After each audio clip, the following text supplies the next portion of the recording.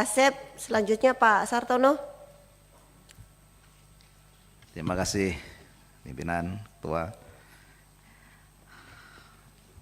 Yang kami hormati pimpinan semuanya, sahabat Komisi 6, supaya tidak kepleset Komisi 7 begitu ya. Dan para mitra yang kami hormati. Ini tadi Pak Ketua KPPU belum memperkenalkan ya. Sudah Pak ya? Ini wajah kayak kenal saya, dulu mitra 7 juga ini. Pak Van ya. Ada. Baik, yang kedua Bapak Ketua BPKN ya, dan beberapa, karena saya juga pernah di Komisi 6 ini di periode 2014 dan sampai 2019. Sekarang dari 7 kembali lagi ke 6, turun kelas ya. Tadi ada yang naik kelas, kita turun kelas. Baik, terima kasih. Saya ingin sedikit untuk mendalamin begitu untuk KPPU ya Pak Wan dan seluruh komisioner. Itu kan saya ini baru begitu. Saya ingin juga mengetahui isu atau permasalahan apa sih yang besar ini yang menjadi temuan KPPU. Kalau dulu saya masih ingat tentang bicara masalah predatory pricing. Kita diskusikan waktu itu tentang masalah semen misalnya asal China begitu yang masuk ke dalam pasar dalam negeri dengan membandrol harga di bawah semen-semen lokal, dan itu luluh lantak lah industri dalam negeri lah itu saya juga ingin mengetahui sampai di mana itu penanganan atau tindak lanjutnya begitu, karena ini kan kalau itu terjadi ini kan juga satu sisi pemerintah mulai dari tahun 2014 sampai sekarang dan sebelumnya bicara tentang industrialisasi. Kali kalau praktek-praktek ini tetap dijalankan itu akan deindustrialisasi, dan terbukti ternyata sekarang begitu luluh lantak lah kita bicara tentang industrialisasi, juga manufacturing kita. Nah, satu, itu saya ingin tahu sampai di mana. Kedua, apakah ini belum ada riset begitu ya? Apakah juga kebijakan tadi kita bisik-bisik begitu, kebijakan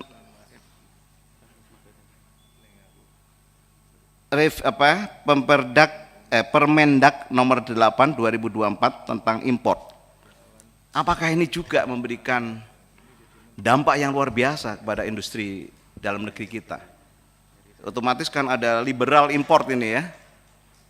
Nah, ini lebih masif, terstruktur begitu, dan akhirnya orang senangnya dagang saja. Nah, ini juga ada peran penting KPPU untuk memberikan masukan-masukan atas kebijakan-kebijakan itu begitu. Karena KPPU kan juga pertanggungjawabannya juga kepada presiden juga itu. Lembaga resmi, ada payung hukum begitu. Nah, ini juga menjadi suatu masukan yang nanti di Komisi 6 juga memberikan suatu sikap tentang hal tersebut. Itu yang kedua. Ketiga tadi kan revisi undang-undang ya Pak Fans ya.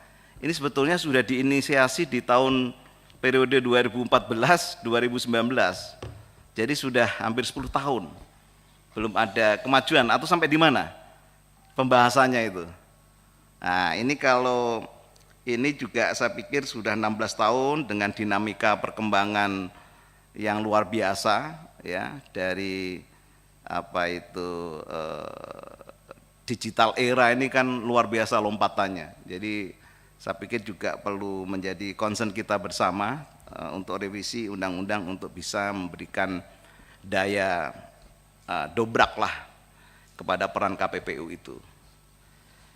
Dan keempat, tadi kan permasalahannya payung hukum belum kuat, belum ada instrumen untuk mengeksekusi daripada temuan permasalahan di lapangan ya, untuk menyita dan sebagainya. Sudah ada kerjasama belum dengan pihak kepolisian misalnya, kejaksaan, yang betul-betul ya mereka ada yang sudah siap kan payung hukumnya, dan juga anggaplah tugas konstitusi ya untuk mengadakan suatu tindakan dalam masalah hukum. Nah, perlu juga kerjasama di situ atau joint force bersama begitu, satgas untuk menindak daripada temuan atau ada daya dobrak lah untuk menyita daripada permasalahan-permasalahan yang ditemukan oleh KPPU. Ini juga senada juga dengan PPKN gitu. Jadi kan tidak ada payung hukum kan untuk mengadakan suatu tindakan. Ini juga hampir sebetulnya kan bersisiran ini. KPPU dan PPKN ini kan mengawasi, tetapi kalau di PPKN kan tidak menindak ya, mungkin ya lebih ke mendapatkan rekomendasi dan komplain dari masyarakat lah. Itu tadi juga ada usulan untuk revisi undang-undang. Ini untuk KPPU, Bapak. Jadi tentu ya di DPR ini juga harus tanggung jawab bersama dengan pemerintah. Bagaimana KPPU ini? Gitu. Apakah begini-begini saja begitu? Ataukah diperkuat ya dengan payung hukum yang kuat gitu. Ya, di dalam menghadapi dinamika ekonomi ya dengan teknologi ini. Nah, kalau tidak ya bukan salah bunda mengandung begitu ya. Ini kan jalan di tempat akhirnya. Nah, ini juga harus menjadi concern, menjadi kita semua di parlemen untuk memikirkan dan menindaklanjuti tentang revisi undang-undang ini. Demikian untuk KPPU. Mas izin 1 menit pimpinan untuk PKN. Nah, ini PKN ini juga kurang lebih juga hal yang sama. Satu sisi tentang anggaran tadi kan menginginkan juga anggaran ya. Jadi KPPU juga, PKN juga. Saya baca di halaman 29 anggaran PKN ini di tahun 2004 mendapatkan anggaran sejumlah 201.282 miliar 200.282 rupiah. Tahun 2025 sebesar 23 miliar. Nah, kalau kita lihat kan sekitar 65% dari anggaran ini kan untuk gaji dan tunjangan anggota sekretariat. Jadi kurang lebih hanya sekitar 4 miliar yang menjadi untuk program kerja. Nah, ini juga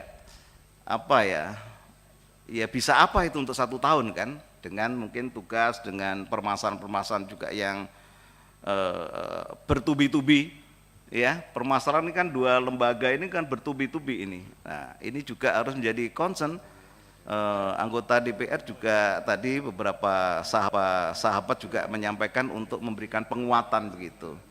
Jadi tidak hanya nama saja kan, kita harapkan ini akan memberikan dampak terhadap juga persaingan usaha, memberikan dampak terhadap produk-produk yang bermasalah.